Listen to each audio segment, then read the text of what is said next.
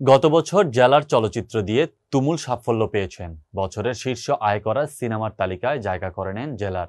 এই বছরের শুরুতেই নিজের মেয়ের পরিচালনায় পর্দায় আসছেন সুপারস্টার রজনীকান্ত। লাল সালাম দিয়ে বড় পর্দা কাঁপাতে প্রস্তুত এই সুপারস্টার, যা মুক্তি পেতে চলেছে এই শুক্রবার। মেয়ে ঐশ্বরিয়ার পরিচালনায় লাল সালাম নিয়ে ইতিমধ্যেই আলোচনায় রয়েছেন রজনীকান্ত। তবে সবচেয়ে বেশি আলোচনায় রয়েছেন তার পারিশ্রমিক নিয়ে। শোনা যাচ্ছে সিনেমাটির জন্য বিপুল পরিমাণে পারিশ্রমিক নিয়েছেন এই অভিনেতা। ৭৩ বছর বয়সেও যে কোনো ইয়াং সুপারস্টারকে টক্কর দেওয়ার ক্ষমতা রাখেন তিনি। লাল সালামে এবার তার পারিশ্রমিক যেন আরেকবার মনে করিয়ে দিল তিনি সবচেয়ে দামি অভিনেতাদের একজন।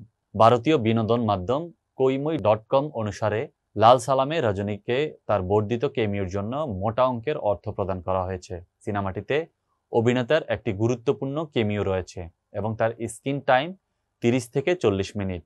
এর জন্য তিনি ৪০ কোটি রুপি চার্জ করেছেন, অর্থাৎ প্রতি মিনিটে ১ কোটি রুপি পারিশ্রমিক নিয়েছেন এই অভিনেতা, যা একটি নতুন রেকর্ড। ঐশ্বরিয়া রজনীকান্ত দীর্ঘ ৯ বছর পর পরিচালনায় ফিরেছেন, তাই মেয়ের সিনেমায় বিশেষ কেমিওর প্রস্তাব ফেরাতে পারেননি রজনীকান্ত। আর রজনীকে ঘিরেই সিনেমাটি এখন তুমুল হাইপ তৈরি করেছে নেট দুনিয়ায়। লাল সালামে প্রধান চরিত্রে অভিনয় করছেন বিষ্ণু বিশাল এবং বিক্রান্ত। এছাড়া সঙ্গীত পরিচালনা করেছেন এ আর রহমান।